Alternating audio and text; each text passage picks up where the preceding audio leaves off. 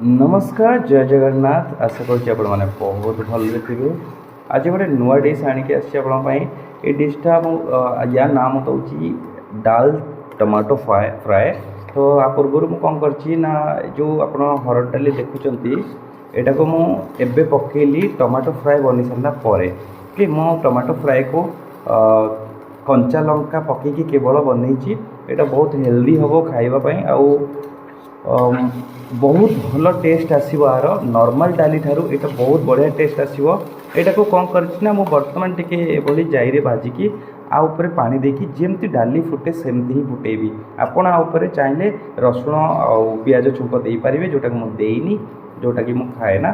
सो मु tomato use कर बड़ साइजर 3टा टमाटो मैक्सिमम जिते टमाटोर माने थिकनेसटा अधिका रही भल लगे। आउे आप जीरा लंका गुंड भी यूज करें रागपाई मुझे पकई कंचा लंका 3टा।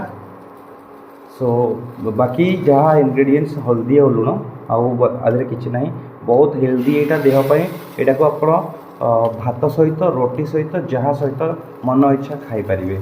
जो बनी सारा पर फाइनल जो टेक्सचरटा मुझे शेयर करी। मोर टमाटो दालटा रेडी हो सारा देखुए मुझे टेस्ट कर सारी बहुत बढ़िया टेस्ट आसी। धनिया पत्र पकेला पर जो बास्ना आउ खास करी जमती आपणकर सोमवार हो मंगलवार हो शनिवार हो गुरुवार हो ये टाइप जदि टाइम जदि आपण माने कम समय रे आउ भल टिके टेस्टी खाଇବା बनिया चाहूँगी जोटा कि बिना तेल आ बिना पियाज रसुण बिना मसला रे मुझे बनई। सो यहाँ बहुत बढ़िया लगुच आधे खाली जहाँ भी अच्छी से सब जाक नेचुरल आपणकर जिनस सब जगह हेल्दी जिनस पड़ी। तो मुझा को बर्तमान भात रे खाइबी आपण मैंने भी ये ट्राई करें निज घरे।